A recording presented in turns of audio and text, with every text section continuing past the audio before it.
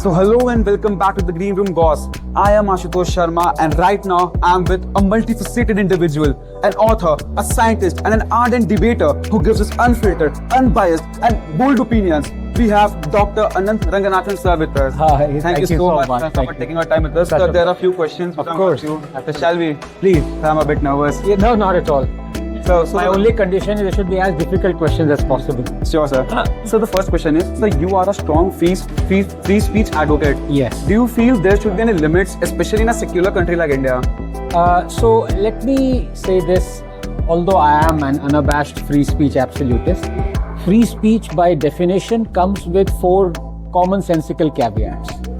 And let me narrate them. The first one is you cannot disclose national secrets in the garb of free speech. So you can't, if you're in the military, you can't be arrested and say, well, I've disclosed the secret, so that's not on.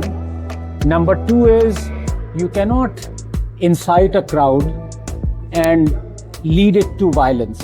That's not free speech because that's physically harming someone.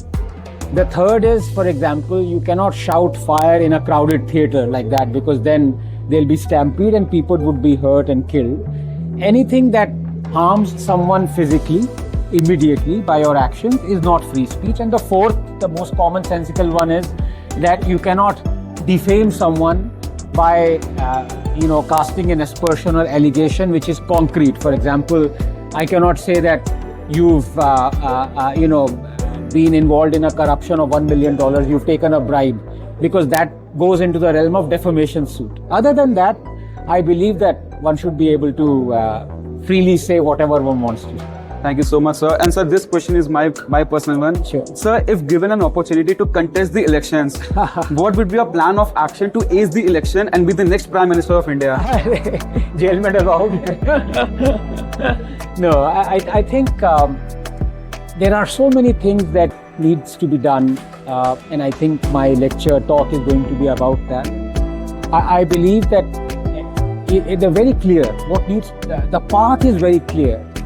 The only thing that hasn't always been clear is our leaders sticking to that path. At the altar of political expediency, somehow you tend to compromise. And the first thing that any politician does, good or bad politician, is you rationalize your, your mistakes as that, some may say, this is a master stroke. This needed to be done. No. What is wrong, and what needs to be done, needs to be done. So I think that's why politicians, they always say that I'm never wrong, because they've rationalized they're justified all their, lack of taking any decisions or steps as well.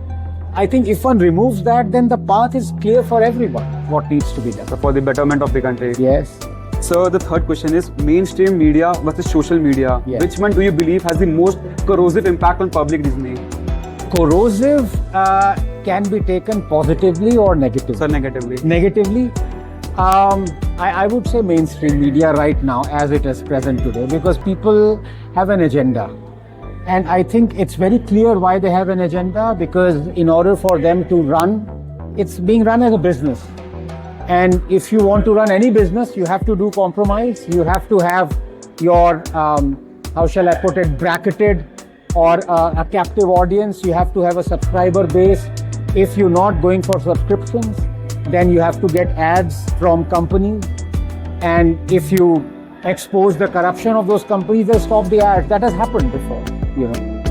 The most famous example was the Neera Radia example, where the late Ratan Tata's conversation with Neera Radia was exposed by a company and a media organization, and Tata stopped all ads to that company. So this is a big problem in this country. So social media any day much better. And so one more question. So do you believe that depression is being sold as a product in social media? I don't think so. I think it's a state of mind.